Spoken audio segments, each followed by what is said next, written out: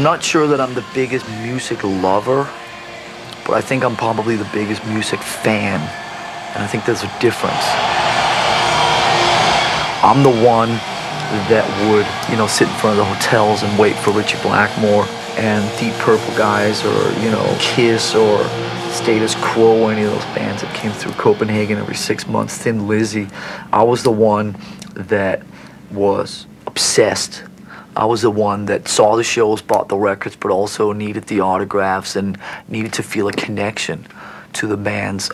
So I can relate to that on a personal level. And, I have had relationships with other artists like that, even after Metallica has been successful. I went through a period where I was a fan of Guns N' Roses. I was sort of like enamored with what they were doing. I went through the same phase with Oasis about 5-6 years ago, and toured to Degree, Alice in Chains, and so on. Basically, the first year that Metallica was formed, I spent a month following Motorhead around on tour in California and stuff like that, basically driving behind their tour bus until they got so tired of always having me in the rearview mirror that they invited me on the bus.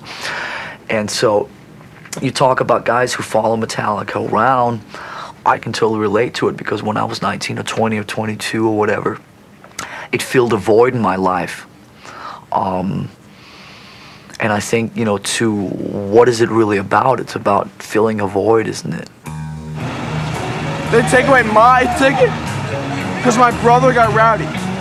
I can't go to my favorite band's concert because my brother got rowdy. I can't do anything. I tried to go back in, they freaking kicked my ass back out. Can't do anything. They dragged me and him out of the freaking stadium and threw me on the goddamn pavement. They left me and him alone in the middle of the city waiting for the concert to be over. My brother was a drunk one, and my brother's friend was a drunk one, and they're still watching the concert in our seats. We skipped school to get the Metallica tickets. And we get screwed over. The band is going to see this video. What do you want them to know? I want them Metallica! I want them to put it on TV, because this is bull. They take away my ticket for something that we didn't do.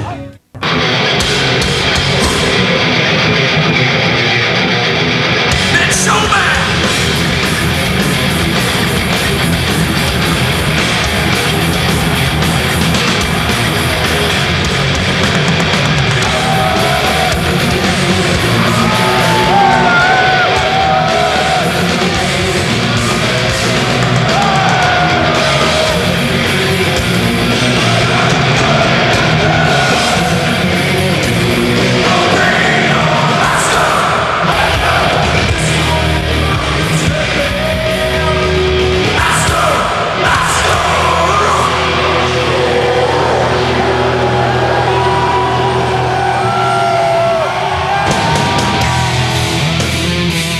I'm Cheryl. I live in Staten Island. I commute to Manhattan by taking the ferry. And usually the first thing I do when I get on the ferry is I pull out my Discman and I decide what I want to play for the day. And it's always Metallica on the ferry. If it's early in the morning, I usually listen to the Black Album. I've had a few people on the ferry tell me to shut it off or turn it down, and usually I don't. I have to have music running through my head all the time. And then on the ride home, I pretty much do the same. It's just different music I listen to on the way back. I'm listening to load, I'm listening to reload. But there are a lot of fans that have grown up with us and are still with us, and there's some that they're new. They've jumped in whatever album kind of suits them. So there's a lot of people out there that can relate somehow a little bit to Metallica. There's no way you could sit and say this is going to happen. You can have dreams. You can say, I want to be that guy. I want to be Joe Perry in that poster, rocking out. But a lot of people just kind of say, well, he's got aspirations. That's great, and la la la, and maybe we should send him to college and this and that. But as far as I was concerned, there was no options. My family kind of split up when I was younger, and right around high school was when you're supposed to start deciding what you want to do. And music was pretty much my only friend at that point. Family had broken up, I'd moved away from friends, and I really just dove straight into music.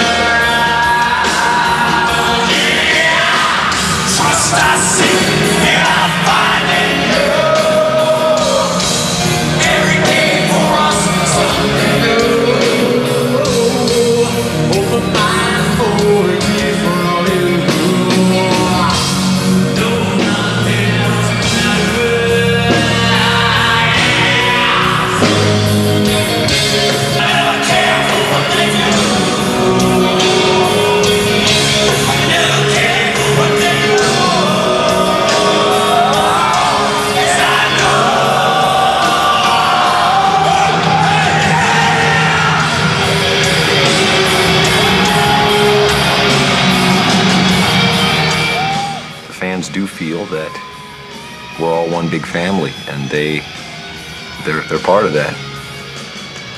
I think the link between us and the fans is the honesty thing. There's no bullshit about it. This is us writing. This is us touring. This is us doing what we want to do. This is not some guy behind a desk with a big cigar saying you got to do this and change the cover and here's your T-shirt and all of that. It's run by us, you know, for us and for anyone else who wants it.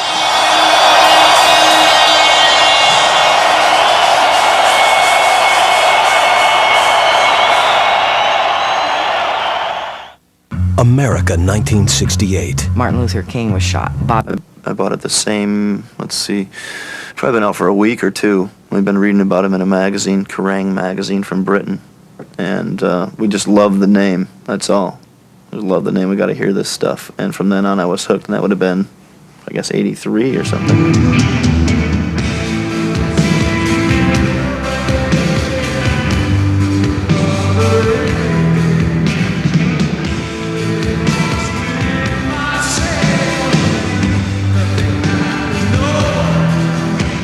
If you knew anything about the scene, you already knew that Metallica was head and shoulders above the rest.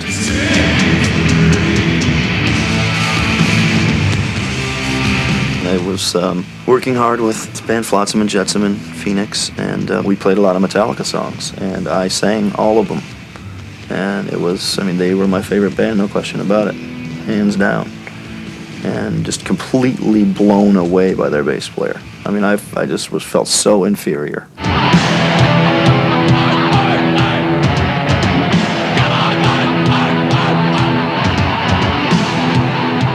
Learned note for note, you know, Cliff Burton songs and all these kind of things, and bowed to him definitely as a bassist and all that kind of thing. We'd never really heard anything quite like his playing before.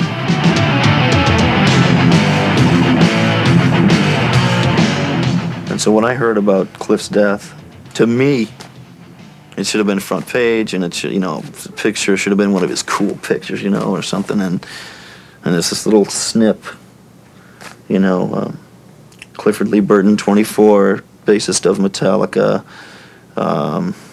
you know, died when a bus rolled over on him. It was crushed instantly, whatever. But it was, you know, I just freaked out. Was really disturbing to me, to all of us. I mean, I remember we did the black armband, the whole thing. At the, you know, we played shows that week, and we wore a black armband for Cliff. I mean, we were down with them guys.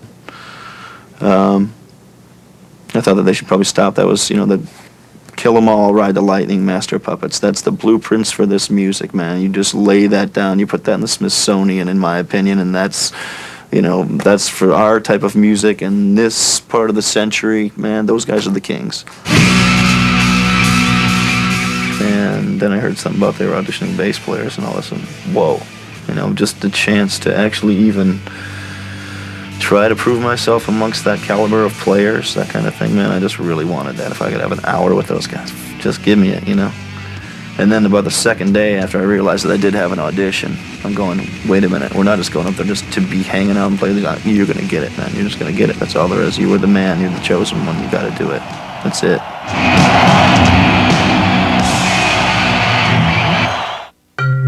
Coming.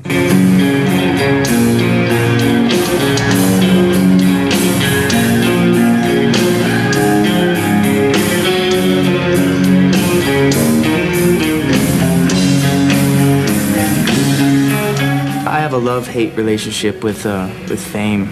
I so much that I even hate using that term fame, you know.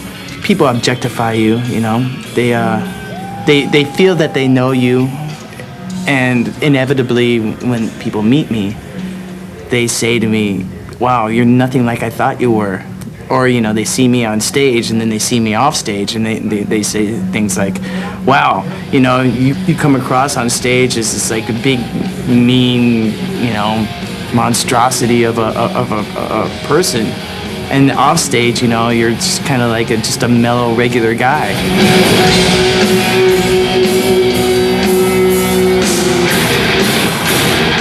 A lot of people, a lot of times, think that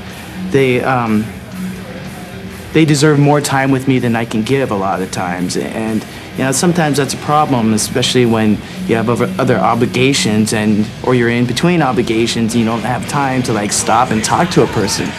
The more exposure the band gets, the less privacy I have, and you know, it's difficult because I'm a loner. I always was a loner.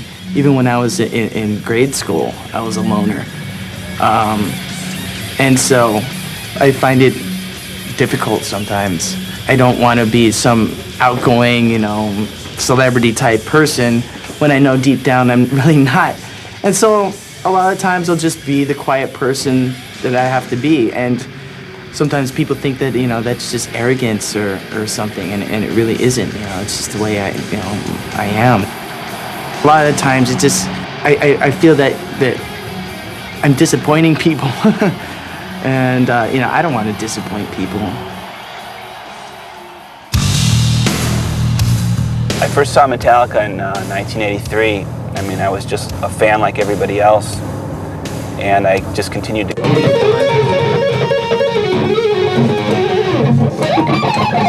Think of a UFO song and I'll play it. Okay, On With the Action. Oh, that's... I want to warm up a little bit. That's just easy. That's...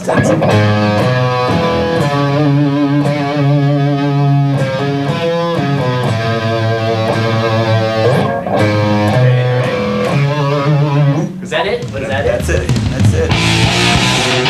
My name's Mark Paschke. I am an assistant public defender here in Chicago. I've been working for the Cook County Public Defender's Office for roughly the last 7-8 years. This is a typical bad neighborhood in Chicago, and the people that I deal with every day in court, many of them come from neighborhoods like this. Their attitude is always, very, bitter, upset. They're being hassled by police left and right every day. They're going to the store, they're getting hassled. They're going to school, they're getting hassled. And I think Metallica sings about that kind of attitude, that kind of, that injustice. All or nothing. What's that? Oh, Lord.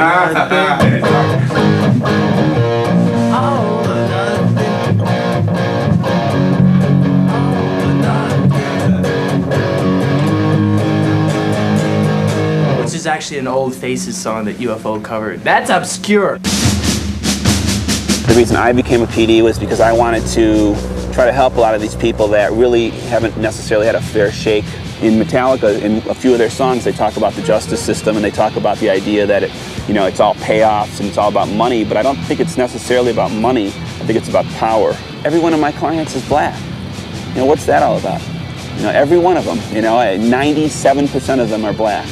And it's all drug cases. Does that mean that, there's no white people committing felonies with drugs? There's something weird about that. I mean, the one thing about the job is that, you're up against it. It's you against everybody. It's you against the police, you against the judges often, you against the prosecutor, you against public opinion. You're not really respected as an attorney. You're not really respected, your clients certainly aren't respected, and you're representing them. And I think with Metallica, one of the reasons I initially got into the band was their attitude. Before they became this huge band, they were just this very extreme, hardcore, angry, bitter group of guys playing this music that really hit home. When you were a Metallica fan in 1984 or 1985, people were like, what are you listening to? What are you doing? And as they became more successful, you were empowered by that. You began to feel like, yeah, their success is my success because I was there when they were, not as big. When we were coming up here today, we were thinking about the show at the Metro too, where you were playing your guitar. It's the first time I ever saw you guys. And you're playing your guitar, and you did this move where you put it over the crowd, and the crowd just took it. And you're just standing there going, and it landed right on one of my friends actually. I met Kirk, like I said, in '83, '84. And over the years, I just got to know him better. One of the things that for me has kind of always been interesting with Kirk is I live vicariously through him. The things I want to do, because we have similar interests. The things I wish I could afford to buy or see, or people like to meet. He's doing that, every day, and it's I'm jealous, but on the other hand, it's cool that at least he's doing it and I can hear about it. But I mean, over the course of time, every time I was in Chicago, I'd always see Mark, and we kind of establish a rapport. A genuine, mutual interest interest in death?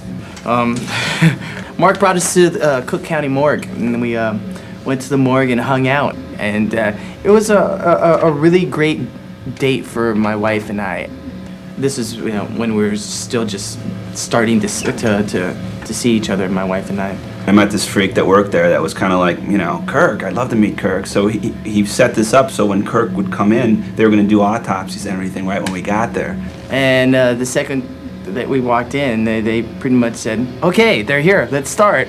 And they all performed autopsies simultaneously. There was 4 autopsies going on at the same time. I pretty much decided then and there that she was the woman for me. That was a truly bonding experience between my wife and I, and between the 3 of us. And several bodies.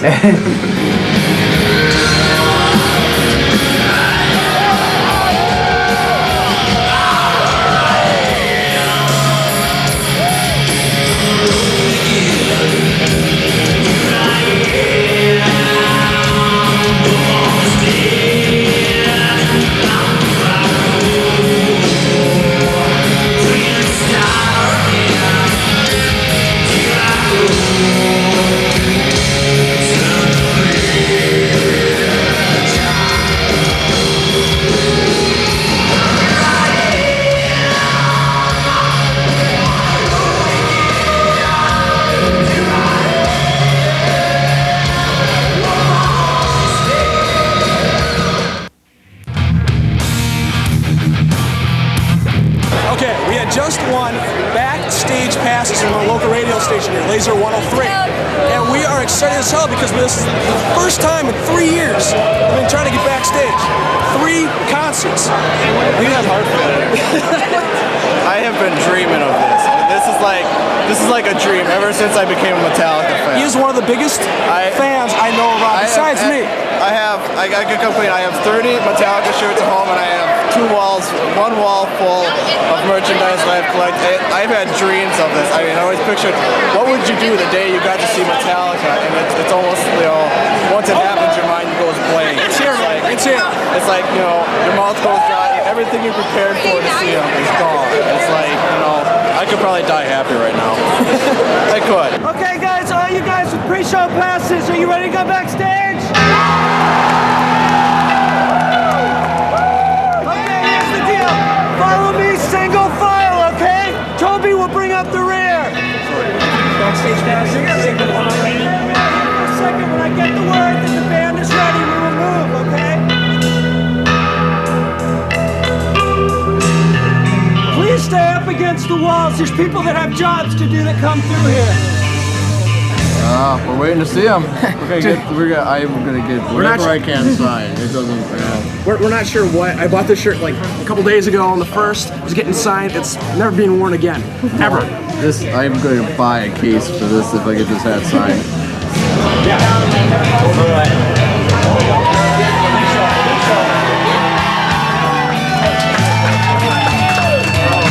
Beautiful. All right, here we go. That's a long shot. Thank you so much. One of those who's who Metallica fan guys. Right there in the flesh. Metallica Psycho. Psycho.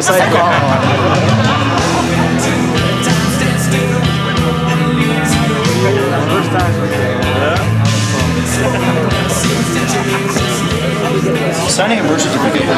Interesting. And the kid's name is James Lars Young.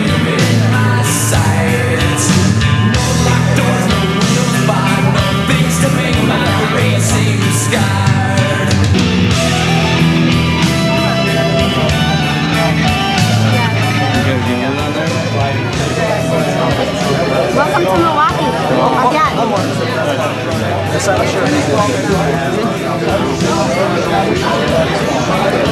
I shake your hand? Of course. I love you guys, man. Pleasure. You guys are It's a pleasure. Thanks. Hey, how are you today? What's going on? Just like, man, cool. I have got my collector's item of like Millennium here now. I could die happy now. It's over. Oh shit, this is going on my mantle, and I'm guarded by lasers and stuff. Oh, it's just unbelievable.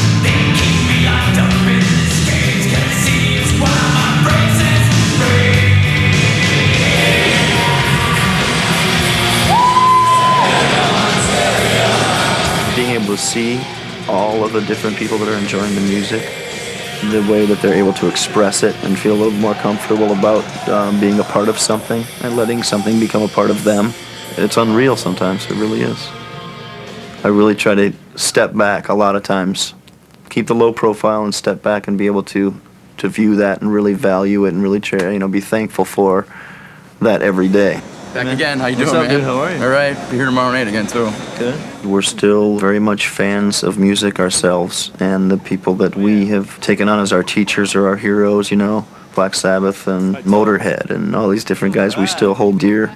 If I can give 1 minute to that guy and 2 minutes to that guy and 1 minute to that guy and a photograph and whatever, they can maybe take on a positive vibe like I took from these heroes of mine. Actually, I think for me, I'm really selfish about it. Yes, I like meeting people and all that kind of thing, but it's my fuel. It truly is, man. It's what I ride on. If we have to do 200 shows and I start getting truly through and through exhausted, I go to these people every day and get that energy. 99.7% of the time, it's all positive. And that feeds me the energy to keep every night, just become that thing.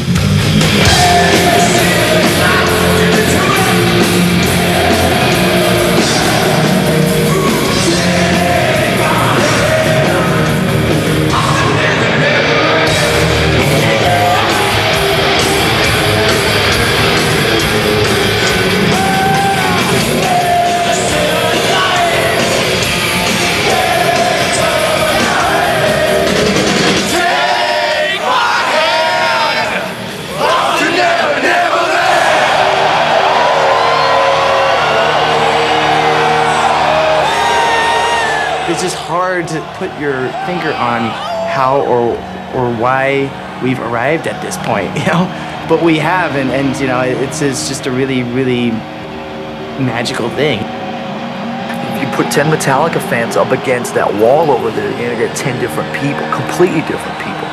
And if you ask them, what do you want from Metallica musically, you're gonna get 10 completely different responses. I think some of them are completely out of their heads, It's like, don't you work? I mean, how do you get around here, But it's that kind of rebel attitude and that just free spirit thing that I love. It's very real to them, very real. Metallica is a part of their lives. They let that become a part of them and take pride in that. So that's something that can move you.